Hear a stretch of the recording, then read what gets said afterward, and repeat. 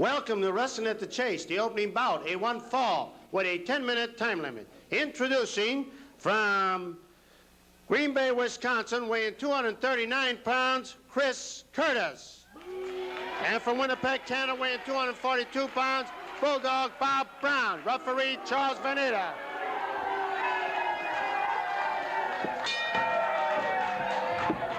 The crowd is noisy, and that's normal when Bulldog Bob Brown gets into a ring. A lot of barking, a lot of booing as Brown squares off with Chris Curtis, and Curtis quickly scores with an arm drag.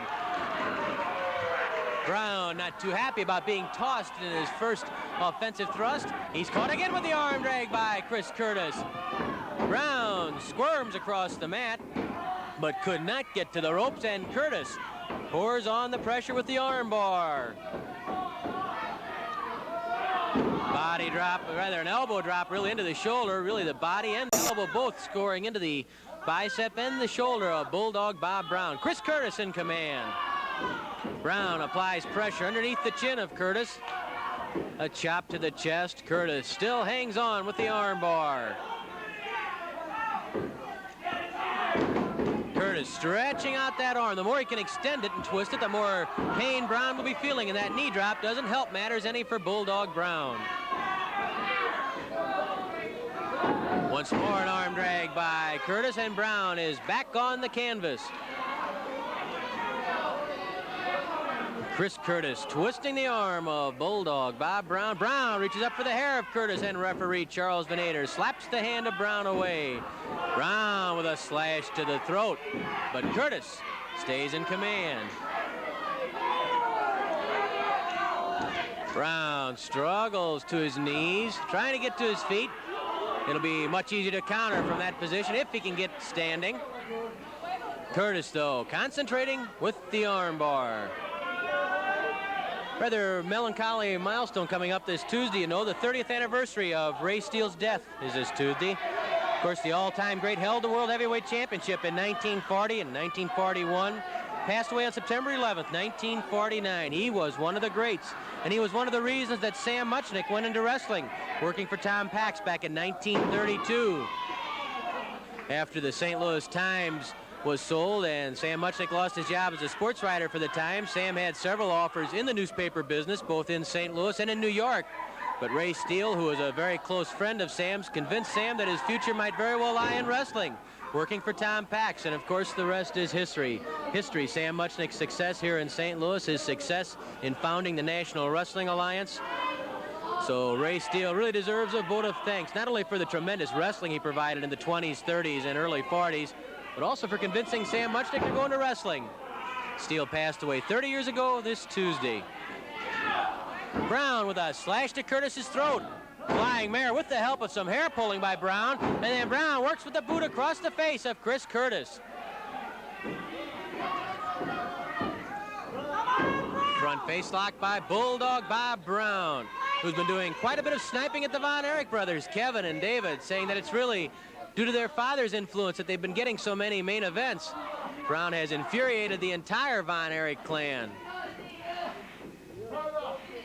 Curtis reaching inside that front face lock, breaking the grip of Brown. Curtis can come out if he can get his head loose from underneath the body of Brown. Headbutt to the stomach. Arm drag by Chris Curtis, and Curtis once more is back in charge.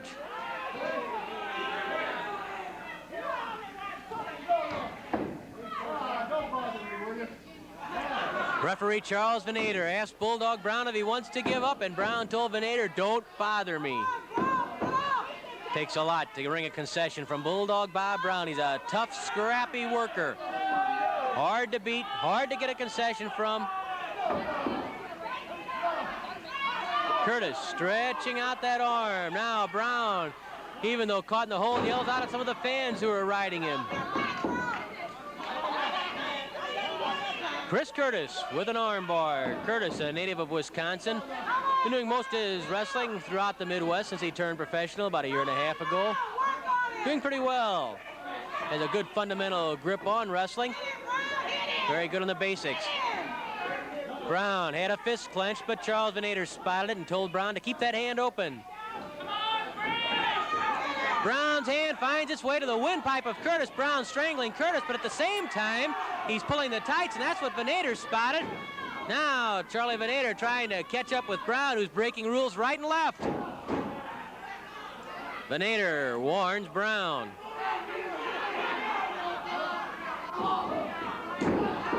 Was that a punch? Or was it the stiffened fingers to the windpipe? We couldn't tell from our vantage point. 5 minutes have elapsed, 5 minutes left.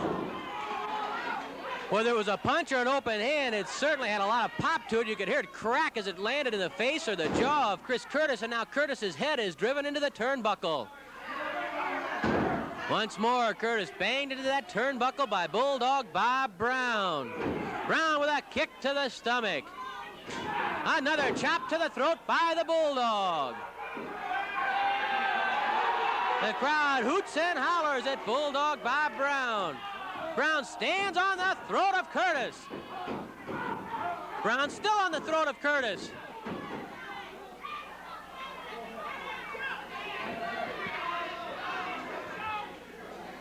Curtis slow coming to his feet, gasping for wind. A double chop to either side of the neck by Bulldog Brown. Kick to the back by Brown. Brown roughing up Curtis. A stomp to the face by Bulldog Bob Brown. Curtis taking some lumps right now. Curtis was in command for the first 4 or 5 minutes, but now Brown, opening up with the rough tactic, seems to have taken charge himself.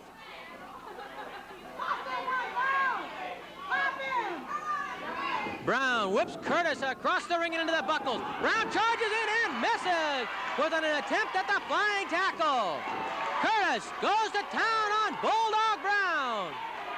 Flying heel by Curtis. Oh, that drop kick missed. Brown saw it coming, simply stepped back, and Curtis fell heavily on his back. Brown stomps on Chris Curtis just when it seemed as though Curtis had something going. Brown called on his experience and eluded a drop kick.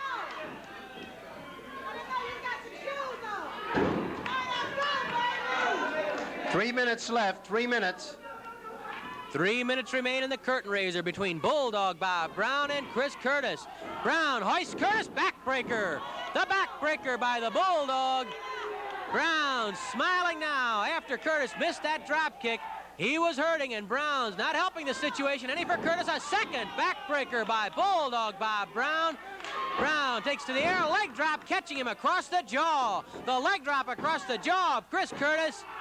And there is the count of 3. Bulldog Bob Brown, the winner.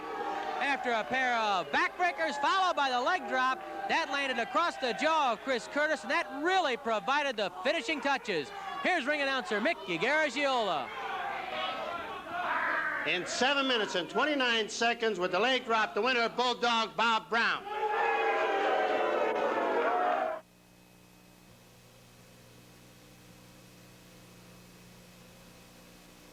It's almost here. Next Friday, September 14th, air-conditioned Kiel Auditorium is the place to be for a thrilling wrestling program. Colossal Andre the Giant squares off with awesome King Kong Brody. 16 stars collide in a Wrestle Royal. Dick Murdoch risks the Missouri title against Dory Funk Jr. Kevin Von Erich, Pat O'Connor, and Dick the Bruiser battle Bob Sweetan, Lord Alfred Hayes, and Bobby Duncombe. Bulldog Bob Brown meets David Von Erich. Ron Starr opposes the Turk. Roger Kirby and Steve Hall duel George Wells and Frank Hill. Tickets are on sale daily except Sunday at the Arcade Building and Kiel. The prices are $2, $3, $4, and $5. Send mail orders to the St. Louis Wrestling Club, Mezzanine 10 Arcade Building, St. Louis 63101.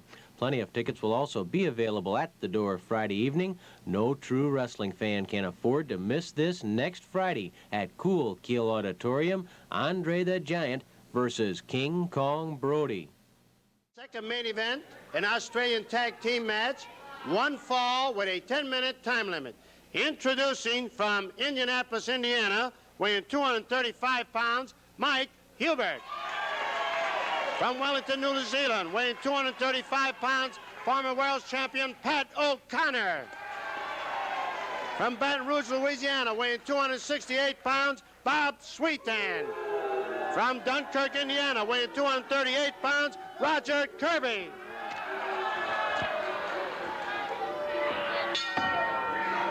Mike Huber and former world champion Pat O'Connor take on Bob Sweetan and Roger Kirby, the second main event today.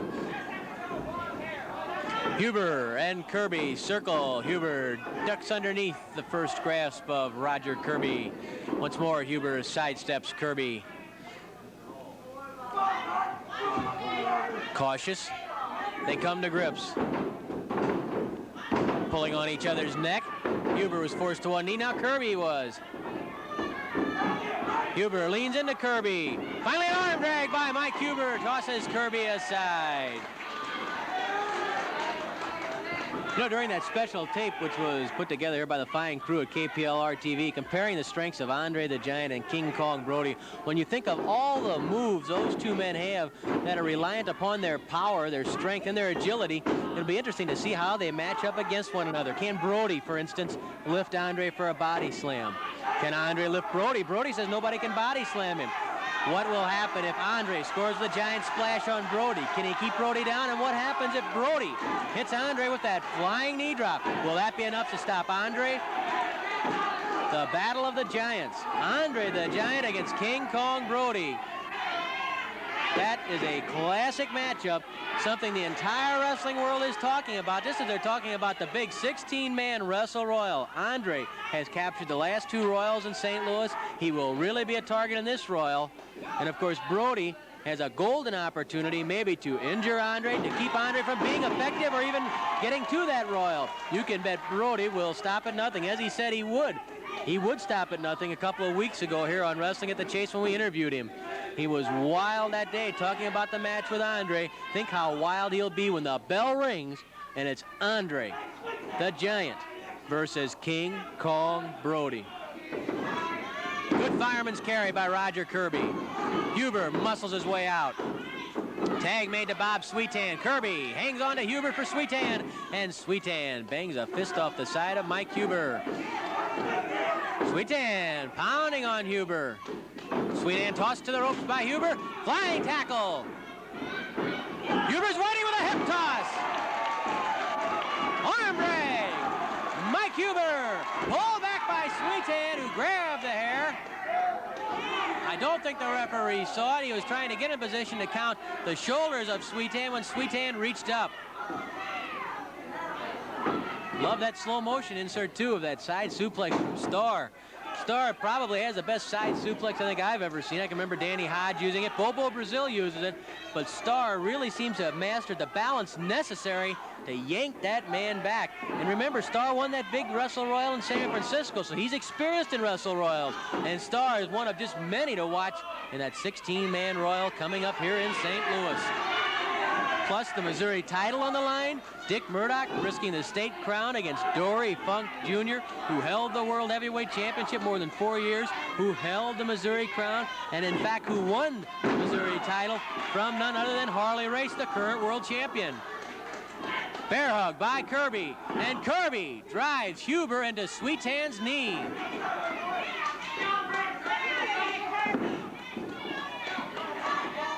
Knee drop to the back by Sweetan. Once more, the knee drop to Huber's back by Bob Sweetan.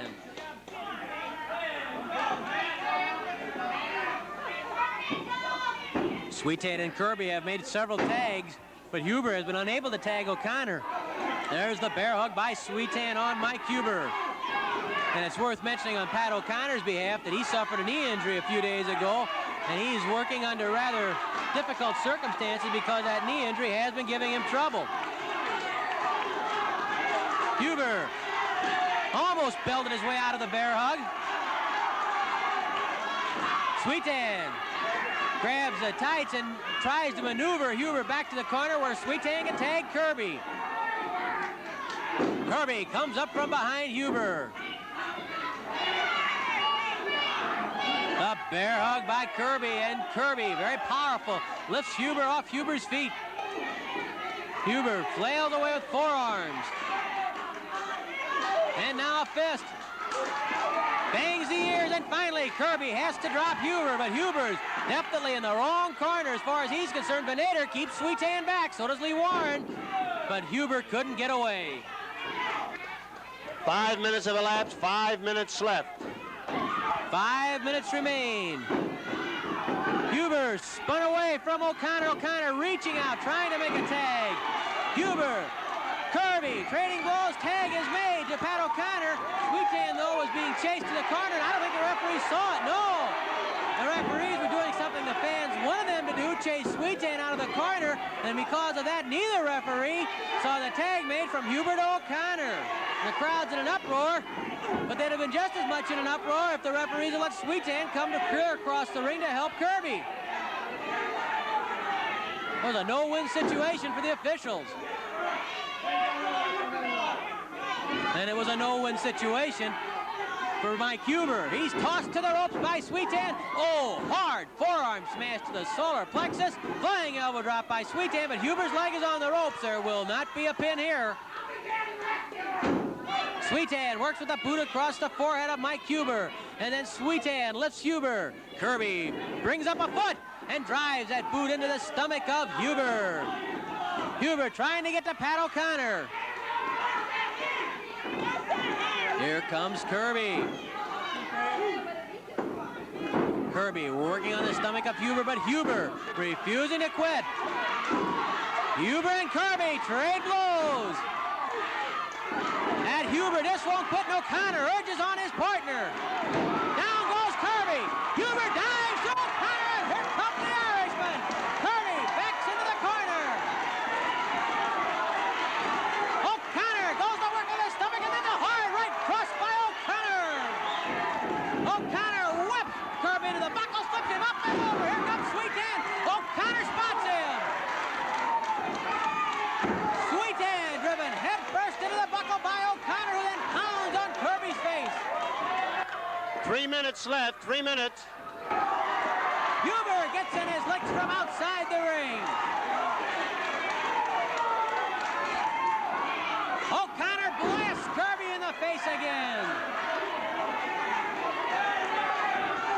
The sleeper hold by O'Connor on Kirby. Here comes Sweetan, and Sweetan kicks O'Connor right in the rib cage. Kirby whipped to the rope. Nearly hits the referee, and Kirby flipped over the top by O'Connor. O'Connor goes for the pin, count of 1. And that, too, the very strong Kirby throws off O'Connor. O'Connor hurls Kirby to the ropes once more. The sleeper again as he tags Kirby coming off those ropes. Right in the middle of the ring, but there's Sweetan again. O'Connor released the sleeper before Sweetan could hit O'Connor, and O'Connor would like a piece of Sweetan. Kirby and Sweetan try to double team O'Connor, but it doesn't quite work. O'Connor butts the heads of Kirby and Sweetan together. It was almost 2 against 1. The sleeper again by O'Connor. O'Connor with the sleeper on Kirby. Sweetan sees what's happening. Warren manages to chase Sweetan out. They chase Huber out. Kirby trying to keep consciousness as O'Connor tries to cut off the blood supply to the brain. Kirby gets to his feet though, and O'Connor takes several hard smashes from Bob Sweetan outside the ring. Here comes Huber. We have 4 in one corner. Think what it'll be when there's 16 in one ring. Huber chased back by the referees. Kirby and Sweetan double teaming the former world champion. 1 minute left, 1 minute. Just a minute remaining in the second main event. O'Connor trapped by Sweetan and Kirby. Side headlock. Off the ropes comes Sweetan with a flying tackle. O'Connor rolls, catches another flying tackle. O'Connor moves behind Sweetan. Reverse rolling cradle. This could be it, but Sweetan gets away. O'Connor behind Sweetan with the sleeper.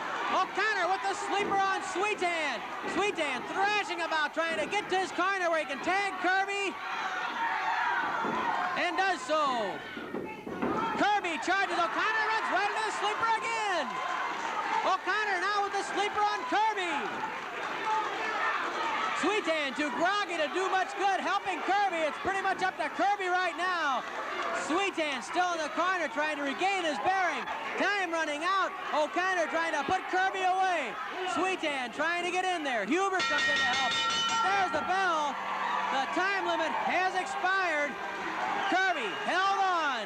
Terrific display of courage and toughness by Roger Kirby, hanging on while trapped in the sleeper. This match is a draw. Here's Mick. With time running out, referee declares the match a draw.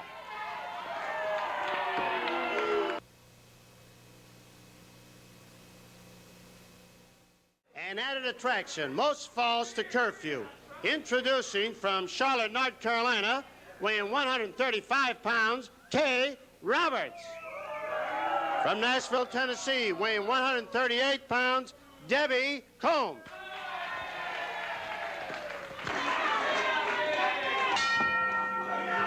Now, I'm sure you'll agree they're both a little bit better looking than Bulldog Bob Brown. Quite a bit better looking, in fact. The lady wrestlers, Debbie Combs against Kay Roberts. Debbie, the blonde, Combs was caught in a wrist lock, countered with a hammerlock on Kay Roberts. Roberts counters with a hammerlock of her own on Debbie. Debbie spins behind Kay Roberts. Flying mare by Kay Roberts. Debbie complains that Kay was pulling hair. Debbie Combs works on the left arm of Kay Roberts, puts it into a wrist lock. Most falls to curfew. Debbie Combs and Kay Roberts. No question that time that Kay Roberts pulled hair. No question for you, because you were at a different angle watching on the low camera from home. You could see her pull the hair. But the referee, Lee Warren, was circling, and Kay Roberts waited until the referee was out of view. And of course, a good referee does keep moving, keep circling. 5 minutes left, 5 minutes. 5 minutes remain in the curfew. Good counter by Debbie Combs. And Debbie, of course, has wrestling in her blood. Her mother was also a real fine lady wrestler, Cora Combs. Was in St. Louis many times. Fiery redhead was Cora Combs. Count of 2 on Debbie Combs, who then comes up with a head scissors on Kay Roberts. Debbie balancing up to get extra pressure on that head scissors. Debbie Combs, a little bit the taller and a little bit the heavier of the two girls. Strong legs, that head scissors particularly effective as she bounces the head.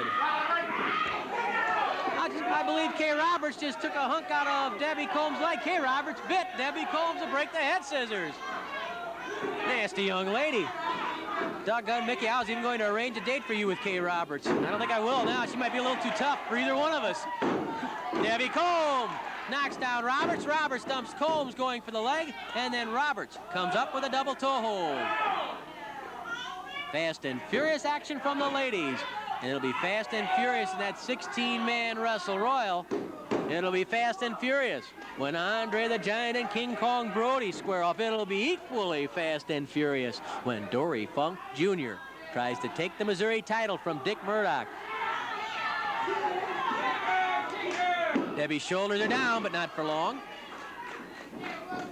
Debbie, really aggressor there. She charges Roberts to the ropes, and Monkey flips her off. Again, using the foot to toss Roberts over, and Roberts slides right out of the ring. Kay Roberts taking a stroll outside the ring, letting Debbie Combs cool down, lose some momentum. There's your chance, Mick. You should have asked her for her phone number or something. No way, I felt it right in the chops. She just dumped Debbie Combs heavily. Combs at the back of her head when she fell. Side headlock by Kay Roberts. I tell you, these two girls are tough, man. They play it rough in there, just as rough as the men. Roberts jerks the top cable into the throat of Debbie Combs. Roberts again strangling Debbie Combs over that top rope.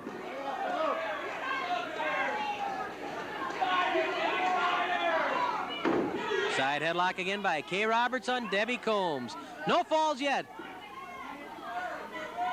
Lee Warren checking to make sure that Roberts wasn't strangling. Then Debbie Combs yanks Roberts' hair and throws her down. 2 minutes left, 2 minutes.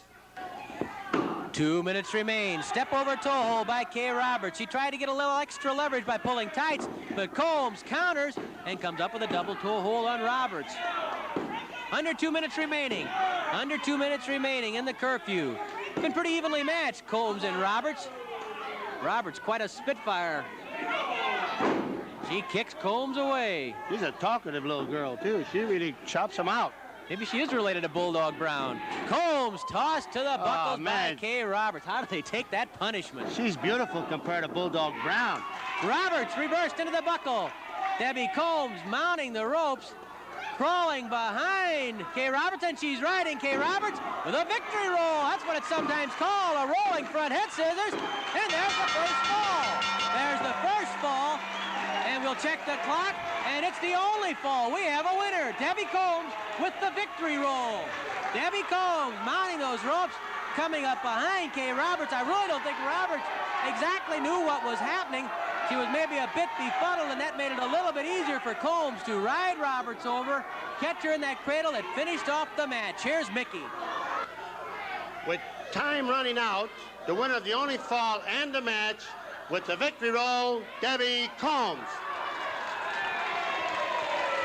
So Debbie Combs is the winner of the ladies' match over Kay Roberts. They went at it hot and heavy, but Combs had the victory roll. She gets the only fall and the match. Also on today's program, a very exciting tag team match that ended in a stalemate as Pat O'Connor and Mike Huber went to draw with Bob Sweetan and Roger Kirby. Ron Starr looked very, very sharp. It's easy to see why he's getting a lot of headlines and a lot of main events. Starr took the measure of Steve Hall, and in the curtain raiser, Bulldog Bob Brown used a pair of backbreakers and a leg drop to finish off Chris Curtis. Plus, we had a special look at Andre the Giant and King Kong Brody, two true titans of wrestling. Brody, as big as he is, gives away size to Andre. That will be quite a Donnybrook. And be sure you're on hand again here next weekend for more Wrestling at the Chase.